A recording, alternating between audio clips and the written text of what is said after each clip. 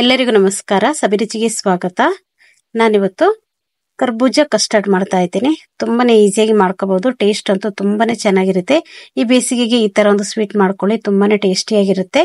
ಬನ್ನಿ ಈ ಒಂದು ರೆಸಿಪಿನ ಯಾವ ತರ ಮಾಡೋದು ಅಂತ ನೋಡೋಣ. ಅದಕ್ಕಿಂತ ಮುಂಚೆ ನೀವು ನಮ್ಮ ಚಾನೆಲ್ಗೆ ಹೊಸಬರಾಗಿದ್ರೆ ಇವಾಗಲೇ ನೀವು ಸಬ್ಸ್ಕ್ರೈಬ್ ಮಾಡಿ, ಪಕ್ಕದಲ್ಲಿರುವ ಬೆಲ್ ಐಕಾನ್ ಅನ್ನು ಕೂಡ ಪ್ರೆಸ್ ಮಾಡಿ. ಅದೇ ಹೇಗೆ ಮಾಡೋದು ಅಂತ ನೋಡೋಣ. ಮೊದಲಿದಾಗಿ ನಾನಿಲ್ಲಿ ಒಂದು ಕರ್ಬೂಜ ಹಣ್ಣನ್ನು ತಗೊಂಡಿದ್ದೀನಿ. ಹಣ್ಣಾಗಿರುವಂತ ಕರ್ಬೂಜವನ್ನು ತಗೊಂಡಿದ್ದೀನಿ. ಇವಾಗ ಇದನ್ನ ನಾವು ಕಟ್ ಮಾಡ್ಕೊಳ್ಳೋಣ. ನೋಡಿ, ಕಟ್ ಮಾಡ್ಕೊಂಡಿದ್ದೀನಿ.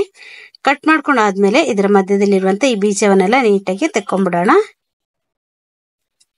ಬೀಜವನ್ನೆಲ್ಲ ತೆಗೆದ್ಮೇಲೆ ಇದನ್ನ ಚಿಕ್ಕ ಚಿಕ್ಕದಾಗಿ ಕಟ್ ಮಾಡಿ ಇಟ್ಕೊಳ್ಬೇಕು. ಇದ್ರದ್ದು ಸಿಪ್ಪೆ, ಮೇಲ್ಗಡೆ ಇರೋ ಸಿಪ್ಪೆನೆಲ್ಲ ತೆಗೆದು ಚಿಕ್ಕದಾಗಿ ಕಟ್ ಮಾಡಿ ರೆಡಿ ಮಾಡಿ ಇಟ್ಕೊಳ್ಳೋಣ. ಇವಾಗ ಒಂದು ಪ್ಯಾನ್ ಇಟ್ಕೊಂಡಿದ್ದೀನಿ. ಇದಕ್ಕೆ ನಾನು ಹಾಲನ್ನು ಹಾಕೊಳ್ತಾ ಇದ್ದೀನಿ. ಗಟ್ಟಿಯಾಗಿರುವಂತಹ ಹಾಲನ್ನೇ ನೀವು ತಗೊಳ್ಳಿ, ಇವಾಗ ಚೆನ್ನಾಗಿರುತ್ತೆ. ನಾನಿಲ್ಲಿ ಅರ್ಧ ಲೀಟರ್ ಹಾಲನ್ನು ತಗೊಂಡಿದ್ದೀನಿ.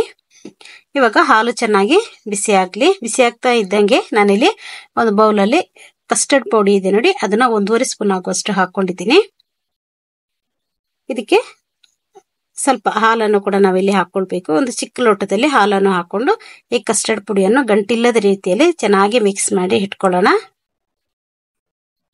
ಇದನ್ನ ಚೆನ್ನಾಗಿ ಕಲಸಿ ರೆಡಿ ಮಾಡಿ ಇಟ್ಕೊಳ್ತಾ ಇದ್ದೀನಿ. ಗಂಟೆ ಇರಬಾರ್ದು ಅಂತ ಪೂರ್ತಿಯಾಗಿ ಅದನ್ನ ಚೆನ್ನಾಗಿ ಮಿಕ್ಸ್ ಮಾಡ್ಕೊಳ್ಬೇಕು. ಇವಾಗ ನೋಡಿ, ಚೆನ್ನಾಗಿ ಇದನ್ನ ಮಿಕ್ಸ್ ಮಾಡ್ಕೊಂಡಿದ್ದೀನಿ. ಇಷ್ಟಾದ್ರೆ ಸಾಕು. ಇದನ್ನು ಕೂಡ ತೆಗೆದಿಟ್ಕೊಂಡ್ಬಿಡೋಣ.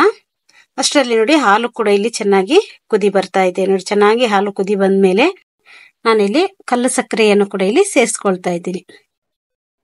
ನಾನಿಲ್ಲಿ ಕೆಂಪು ಕಲ್ಲು ಸಕ್ಕರೆಯನ್ನು ಸೇರಿಸ್ಕೊಂಡಿದ್ದೀನಿ. ನಿಮಗೆ ಸ್ವೀಟ್ ಎಷ್ಟು ಬೇಕೋ ಅಷ್ಟು ನೋಡ್ಕೊಂಡು ಕಲ್ಲು ಸಕ್ಕರೆಯನ್ನು ಸೇರಿಸ್ಕೊಳ್ಳಿ. ಸಕ್ಕರೆಯಲ್ಲಿ ಕೂಡ ನೀವು ಹಾಕೊಂಡು ಮಾಡ್ಕೋಬಹುದು. ನಾನಿಲ್ಲಿ ಕಲ್ಲು ಸಕ್ಕರೆಯನ್ನು ಸೇರಿಸ್ಕೊಂಡಿದ್ದೀನಿ. ಕಲರ್ ಕೂಡ ಚೆನ್ನಾಗಿರುತ್ತೆ, ಟೇಸ್ಟ್ ಕೂಡ ತುಂಬಾನೇ ಚೆನ್ನಾಗಿರುತ್ತೆ. ಇವೆಲ್ಲವನ್ನು ಹಾಕೊಂಡು ಚೆನ್ನಾಗಿ ಇದನ್ನ ಮಿಕ್ಸ್ ಮಾಡ್ಕೊಳ್ಳೋಣ. ಕಲ್ಲು ಸಕ್ಕರೆ ಚೆನ್ನಾಗಿ ಕರಗದ್ಮೇಲೆ ನಾವು ಕಸ್ಟರ್ಡ್ ಅನ್ನು ರೆಡಿ ಮಾಡಿ ಇಟ್ಕೊಂಡಿದೀವಲ್ಲ ಕಲಸಿ, ಅದನ್ನು ಕೂಡ ಇದೇ ಹಾಲಿಗೆ ಹಾಕೊಂಡು ಚೆನ್ನಾಗಿ ಇದನ್ನ ಮಿಕ್ಸ್ ಮಾಡ್ಕೊಳ್ಬೇಕು. ಉರಿಯನ್ನು ಚಿಕ್ಕದಾಗಿ ಇಟ್ಕೊಂಡು ಇದನ್ನ ಚೆನ್ನಾಗಿ ಮಿಕ್ಸ್ ಮಾಡ್ಕೊಳ್ಳೋಣ. ಒಂದೇ ಸಲ ನೀವು ಉರಿಯನ್ನು ಜಾಸ್ತಿ ಕೊಟ್ಬಿಟ್ರೆ ಇದು ಪೂರ್ತಿ ಗಡ್ಡೆ ಗಡ್ಡೆ ಆಗಿ ಆಗ್ಬಿಡುತ್ತೆ. ಅದಕ್ಕೋಸ್ಕರ ನಿಧಾನವಾಗಿ ಚಿಕ್ಕ ಉರಿಯಲ್ಲಿ ನೀವು ಇದನ್ನ ಕುದಿಸ್ಕೋಬೇಕು. ನೋಡಿ, ಇದನ್ನ ಚೆನ್ನಾಗಿ ಮಿಕ್ಸ್ ಮಾಡ್ಕೊಳ್ತಾ ಇದ್ದೀನಿ. ಇನ್ನೊಂದು ಕಡೆ ನಾನು ಸ್ವಲ್ಪ ನೀರನ್ನು ಸೇರಿಸ್ಕೊಂಡಿದ್ದೀನಿ. 2 ಲೋಟ ಆಗುವಷ್ಟು ನೀರನ್ನು ಸೇರಿಸ್ಕೊಂಡಿದ್ದೀನಿ. ಒಂದು ಬೌಲಿಗೆ ಹಾಕಿ ಅದನ್ನ ಚೆನ್ನಾಗಿ ಕುದಿಸ್ಕೊಳ್ತಾ ಇದ್ದೀನಿ. ನೀರು ಚೆನ್ನಾಗಿ ಕುದಿ ಬಂದ್ಮೇಲೆ ನಾನಿಲ್ಲಿ ಒಂದು 3 ರಿಂದ 4 ಟೇಬಲ್ ಸ್ಪೂನ್ ಆಗುವಷ್ಟು ಸಬ್ಬಕ್ಕಿಯನ್ನು ತಗೊಂಡಿದ್ದೀನಿ. ನೀರು ಚೆನ್ನಾಗಿ ಬಿಸಿ ಆಗಿದೆ, ಕುದಿ ಬರ್ಲಿಕ್ಕೆ ಆಗಿದೆ ನೋಡಿ. ಅಷ್ಟರಲ್ಲಿ ನಾನು ಇದನ್ನ ತೊಳೆದು ಈ ಸಬ್ಬಕ್ಕಿಯನ್ನು ಹಾಕೊಳ್ತಾ ಇದ್ದೀನಿ. ಸಬ್ಬಕ್ಕಿನ ಹಾಕೊಂಡ್ಮೇಲೆ ಇದನ್ನ ಕೈ ಬಿಡದೆ ಈ ತರ ತಿರುಗಿಸ್ತಾನೆ ಇರಬೇಕು, ಯಾಕಂದ್ರೆ ಅದು ಗಟ್ಟಿ ಆಗ್ಬಿಡುತ್ತೆ. ಅದಕ್ಕೋಸ್ಕರ ಈ ತರ ಚೆನ್ನಾಗಿ ಮಿಕ್ಸ್ ಮಾಡ್ತಾನೆ ಇರಿ. ಅವಾಗ ಸಬ್ಬಕ್ಕಿ ಕೂಡ ಬಿಡಿ ಬಿಡಿಯಾಗಿ ಸಿಗುತ್ತೆ ನೋಡಿ. ಚೆನ್ನಾಗಿ ಇದನ್ನ ಮಿಕ್ಸ್ ಮಾಡ್ಕೊಳ್ತಾನೆ ಇರೋಣ. ಇದು ಚೆನ್ನಾಗಿ ಬೇಯಲಿ. ಇವಾಗ ನಾನಿಲ್ಲಿ ಕರ್ಬೂಜವನ್ನು ಸಿಪ್ಪೆ ಎಲ್ಲ ತೆಗೆದು ನೀಟಾಗಿ ಚಿಕ್ಕ ಚಿಕ್ಕದಾಗಿ ಕಟ್ ಮಾಡ್ಕೊಂಡಿದ್ದೀನಿ. ಇದನ್ನ ಒಂದು ಜಾರ್ಗೆ ಹಾಕೊಳ್ತಾ ಇದ್ದೀನಿ. ಇವಾಗ ಇದನ್ನ ತರಿತರಿಯಾಗಿ ನಾವು ಗ್ರೈಂಡ್ ಮಾಡ್ಕೋಬೇಕು. ನೀರೇನೆ ಹಾಕೊಳ್ಳಿಲ್ಲ, ನಾನು ಅದನ್ನೇ ಒಂದು ಹಣ್ಣನ್ನು ತರಿತರಿಯಾಗಿ ಗ್ರೈಂಡ್ ಮಾಡ್ಕೊಳ್ತಾ ಇದ್ದೀನಿ. ಈ ತರ ತರಿತರಿಯಾಗಿ ನಾನು ಇದನ್ನ ಗ್ರೈಂಡ್ ಮಾಡ್ಕೊಂಡಿದ್ದೀನಿ. ಸ್ವಲ್ಪ ಇದು ಬಾಯಿಗೆ ಸಿಗ್ಬೇಕು, ಅವಾಗ ತುಂಬಾ ಚೆನ್ನಾಗಿರುತ್ತೆ. ಇಲ್ಲಿ ನೋಡಿ, ಸಬ್ಬಕ್ಕಿ ಕೂಡ ಇಲ್ಲಿ ಬೇಯ್ತಾ ಇದೆ ನೋಡಿ. ಈ ತರ ಇರಬಾರ್ದು. ಈ ತರ ಮುಟ್ಟಿ ನೋಡ್ಬೇಕಾದ್ರೆ ಪೂರ್ತಿಯಾಗಿ ನುಣ್ಣಗೆ ಬೆಂದಿರ್ಬೇಕದು ನೋಡಿ.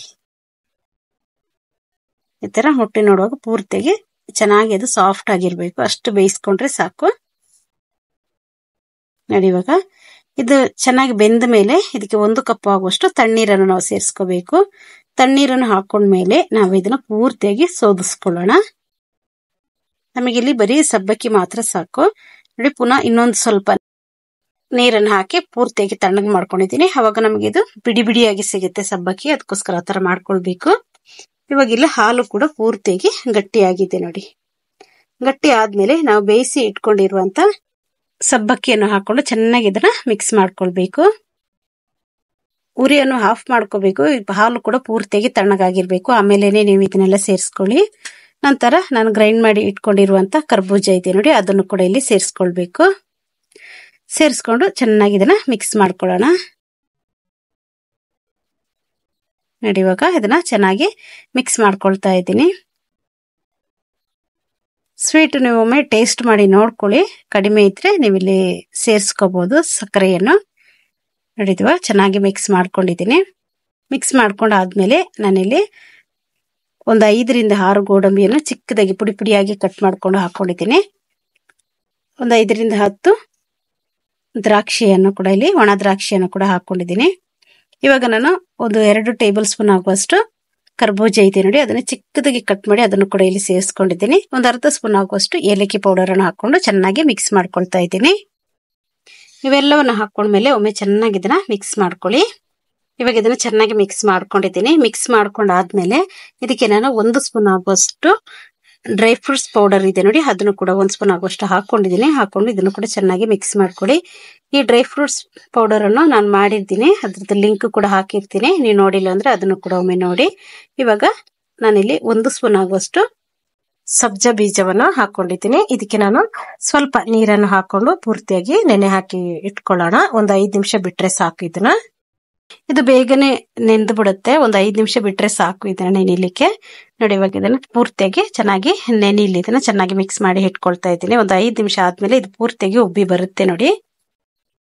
ಪೂರ್ತಿಯಾಗಿ ಚೆನ್ನಾಗಿ ಉಬ್ಬಿ ಬಂದಿದೆ ನೋಡಿ, ಈ ತರ ಆಗ್ಬೇಕು. ಸಬ್ಜಾ ಬೀಜ ತುಂಬಾನೇ ತಂಪು ಕೊಡುತ್ತೆ ದೇಹಕ್ಕೆ. ಅದರಿಂದ ನಾನಿಲ್ಲಿ 1 ಸ್ಪೂನ್ ಆಗುವಷ್ಟು ಸಬ್ಜಾ ಬೀಜವನ್ನು ಹಾಕೊಂಡು ಚೆನ್ನಾಗಿ ಇದನ್ನ ಮಿಕ್ಸ್ ಮಾಡ್ಕೊಳ್ಳೋಣ. ನೀವು ಇದಕ್ಕೆ ಬೇಕಿದ್ರೆ ಐಸ್ ಕ್ಯೂಬ್ಸ್ ಅನ್ನು ಕೂಡ ಹಾಕೊಂಡು ತಿನ್ಬಹುದು. ತುಂಬಾನೇ ರುಚಿಯಾಗಿರುತ್ತೆ. ತುಂಬಾನೇ ರುಚಿಯಾಗಿರುವಂತ ಕರ್ಬೂಜ ಕಸ್ಟರ್ಡ್ ಇಲ್ಲಿ ರೆಡಿ ಆಗಿದೆ ನೋಡಿ. ತುಂಬಾನೇ ಚೆನ್ನಾಗಿರುತ್ತೆ. ಈ ಬೇಸಿಗೆಯಲ್ಲಿ ಈ ತರ ಒಮ್ಮೆ ಟ್ರೈ ಮಾಡಿ ನೀವು. ಈ ವಿಡಿಯೋ ನಿಮಗೆ ಇಷ್ಟ ಆಯ್ತು ಅಂದ್ರೆ ಲೈಕ್ ಮಾಡಿ, ಶೇರ್ ಮಾಡಿ, ಸಬ್ಸ್ಕ್ರೈಬ್ ಮಾಡಿ. ವಿಡಿಯೋ ನೋಡಿದಕ್ಕಾಗಿ ಧನ್ಯವಾದಗಳು. ನಾನು ಸಬಿ.